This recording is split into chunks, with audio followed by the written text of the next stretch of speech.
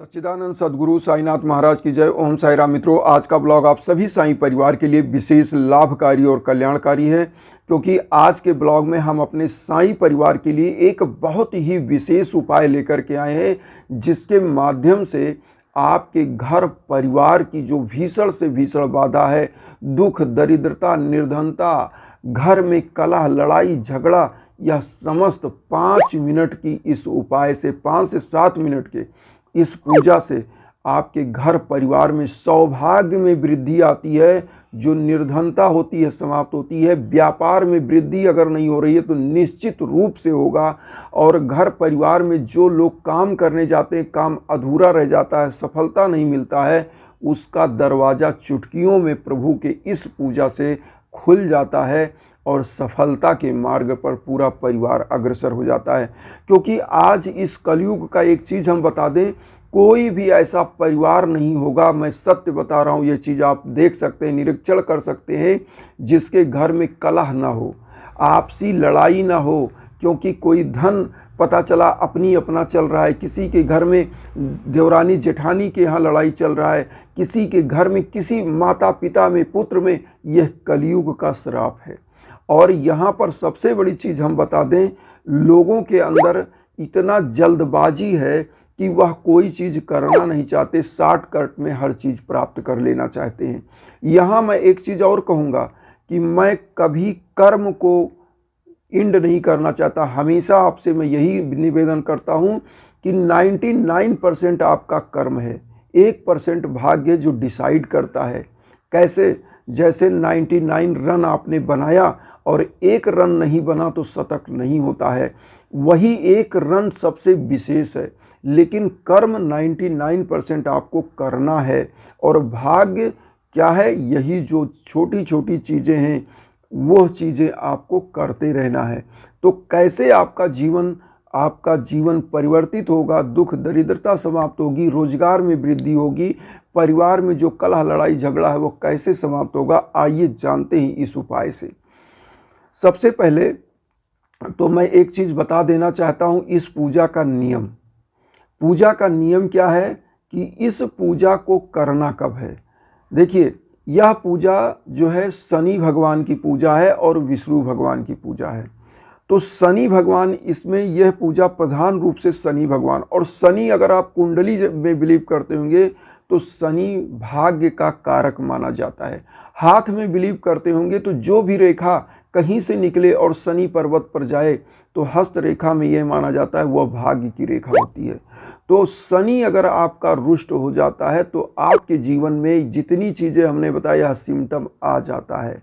और यहाँ पर भगवान विष्णु जहाँ होते हैं वहाँ माँ लक्ष्मी होती हैं। क्योंकि भगवान विष्णु का जो हम लोग आवाहन करते हैं वह होता क्या है, कैसे करते हैं? जैसे ऐसे हम कल्पना करते हैं, क्षीर सागर में शेषनाग की सैया पर विराजमान प्रभु विष्णु के चरण कमल में विराजमान माँ वैभव लक्ष्मी, ऐसी कल्पना करते हैं। तो भगवान विष्णु जहाँ होते हैं उनके चरण कमल में माँ लक्ष्मी होती हैं। तो आज वासुदेव भगवान की जो पूजा है और शनि भगवान की, यह करना कैसे है, किस टाइम इसको करना है? जब सूर्य उदय ना हो उसके पहले या सूर्य अस्त के बाद। कब? सुबह के टाइम अगर करते हैं तो भोर में इस पूजा को करना है, जब सूर्य की किरण पृथ्वी पर ना आए। और शाम के टाइम करते हैं तो शाम के टाइम जब सूर्य अस्त हो जाए। मतलब यह पूजा 6:30 बजे के बाद से और रात में 11 बजे तक पीपल के वृक्ष पर या समी का पौधा आपने घर में लगाया है, जैसे गमले में लोग लगाते हैं या कहीं दरवाजे के राइट हैंड साइड में ही लगाते हैं लोग, समी का पौधा आप लोगों ने देखा होगा, तो उसकी पूजा इन दोनों में से किसी वृक्ष के नीचे इस पूजा को करना है। लेना क्या क्या है?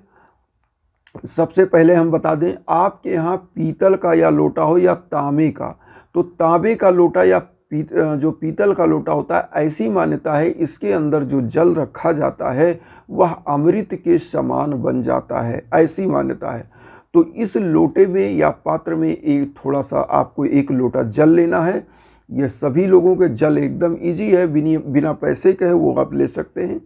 उसके बाद आपको तिल का तेल या सरसों का तेल का दीपक लेना है, यह ले लिया। 2 अगरबत्ती ले लेना है, माचिस ले लीजिए। अब आप पीपल वृक्ष के या समी पौधे के नीचे पहुंच जाएंगे। थोड़ा सा आप चंदन ले लीजिए, सिंदूर लाल कलर का, और इस सिंदूर का चंदन कर दीजिए समी के पौधे में या पीपल के वृक्ष में, जहाँ भी आप पूजा कर रहे हैं, चाहे पीपल पर कर रहे हैं चाहे समी पर, सेम यही प्रोसेस है। आप ध्यान से सुने। अब वहाँ चंदन करिए और उसके बाद ये तिल का तेल या सरसों के तेल का दीपक प्रज्वलित कर दीजिए, अगरबत्ती जला के वहाँ लगा दीजिए। अब क्या करेंगे आप? सबसे पहले आपको एक मंत्र का जाप करना है। ओम नमो भगवते वासुदेवाय नमः। ओम नमो भगवते वासुदेवाय नमः। यह मंत्र कम से कम 11 बार, जो हम आपकी स्क्रीन पर भी दे रहे हैं, 11 बार जाप करिए या 21 बार, इतना आपको जाप करके, और ये मंत्र क्यों जाप कर रहे हैं ये भी हम आपको बता दें। पीपल वृक्ष की जो मान्यता है, हमारे वेदों में भी भगवान वासुदेव का साक्षात प्रतीक, भगवान विष्णु का प्रतीक माना जाता है, और पीपल वृक्ष पर समस्त देवताओं का वास माना जाता है। इसीलिए हिंदू परंपरा में पीपल के वृक्ष को कभी काटा नहीं जाता, तोड़ा नहीं जाता, उखाड़ा नहीं जाता। आपने खुद सुना होगा, सबसे पवित्र पौधों में पीपल के पौधे को माना जाता है। समी का पौधा शनि भगवान का प्रतीक है, उसको भी पवित्र माना जाता है। तो इन पौधों के नीचे आपको, जो भगवान विष्णु का आपने मंत्र का जाप किया, ऐसी मान्यता है कि जब लक्ष्मी जी साथ होती है और भगवान विष्णु प्रसन्न होते हैं तो आपकी दरिद्रता निर्धनता समाप्त कर देते हैं। अब शनि भगवान की पूजा, इसमें एक मंत्र शनि भगवान का कम से कम 11 बार या 21 बार पढ़ना, ओम सन सहस्राय नमः। इसको भी हम आपकी स्क्रीन पर दे रहे हैं। ये दोनों, मतलब इसको ओम सन सहस्राय नमः मंत्र पढ़ेंगे, और ये पढ़ने के बाद आपको इस वृक्ष के नीचे जो आपने अगरबत्ती लिया है, इससे आरती कर लीजिए, और घी का दीप, तिल के तेल का दीप आप एक बार दिखा दीजिए आरती के रूप में, फिर वहीं स्थापित कर दीजिए दीप, और लोटे का जल जो आपने लिया है वहीं जो है जड़ में अर्पित कर दीजिए, डाल दीजिए। और डालने के बाद आपको प्रणाम करना है। अब एक चीज़ यहाँ बता दें, शनि जो है आपके घर में जितनी खरष्टक वाली बाधाएं हैं, आपसी लड़ाई, मतलब कलह झगड़ा, किसी प्रकार का रोग दोष व्याधि आता है, वह शनि कारक होता है। अगर शनि डिस्टर्ब है तो यह चीज़ आपके घर में होता है। तो इसलिए शनि भगवान की यह पूजा आपको करनी है। और इस चीज़ को करने का जो सबसे बड़ा फ़ायदा ये होता है कि जब शनि प्रसन्न होता है तो आपके घर की समस्त लोगों के भाग्य में वृद्धि करता है। अब यहाँ पर आपने पूजा करने के बाद क्या करना है? पीपल की वृक्ष की 7 बार परिक्रमा करना है। अगर परिक्रमा नहीं कर पाते हैं तो आपको करना क्या है, जहाँ आप खड़े हैं पूजा करने के बाद वहीं 7 बार घूम लीजिए, और घूमने के बाद वहाँ पर आप बैठ जाइए पीपल वृक्ष के नीचे हाथ जोड़कर, और अपनी समस्त दुख दर्द जैसे कोई किसी से बताता है, ऐसे मान के भगवान शनि और प्रभु विष्णु माँ लक्ष्मी के सम्मुख ध्यान करके अपने मन में बोलिए। जैसे आपके घर में दुख है, कष्ट है, लड़ाई झगड़ा है, उसको समाप्त करने के लिए बोलिए। आपके घर में पैसे की कमी है, निर्धनता है, तो वो बोलिए कि प्रभु हम लोगों को रोजगार दीजिए, धन का आगमन का रास्ता प्रदान करिए, सब कुछ बोलिए। यही एक ऐसा पूजा है जिसमें सब कुछ आप मांग सकते हैं। और जिनको संतान नहीं हो रही है वो भी वहाँ पर प्रार्थना करें कि प्रभु हमें संतान का सुख दे। समस्त चीज़ें हम बता रहे हैं, जो भी आप मांगना चाहते हैं इस पूजा के अंतर्गत आप मांग सकते हैं। बहुत ही इजी पूजा है, आप समझ सकते हैं। एक बार जल्दी से हम फिर बता दें, यह पूजा तिल का या सरसों का तेल लेना है, और उसके बाद 2 अगरबत्ती लेना है, 1 लोटा तांबे या पीतल के लोटे में जल लेना है, और पीपल या शनि भगवान के वृक्ष के नीचे आपको जाना है। सूर्य अस्त के बाद या सूर्योदय के पहले इस पूजा को करना है। और 2 मंत्र, पहला मंत्र ओम नमो भगवते वासुदेवाय नमः, दूसरा मंत्र ओम सन शनैश्चराय नमः दोनों को 11-11 बार या 21-21 बार बोलना है। 7 बार परिक्रमा करना है और वहीं आरती करके अपनी समस्त मनोकामनाएं मांगना है और घर चले आना है। 7 शनिवार इस पूजा को करना है। बहुत ईजी है, क्योंकि प्रोसेस समझा रहा था इसलिए टाइम लग जाता है, लेकिन अगर शॉर्टकट बताना हो तो बहुत जल्दी हो जाता है।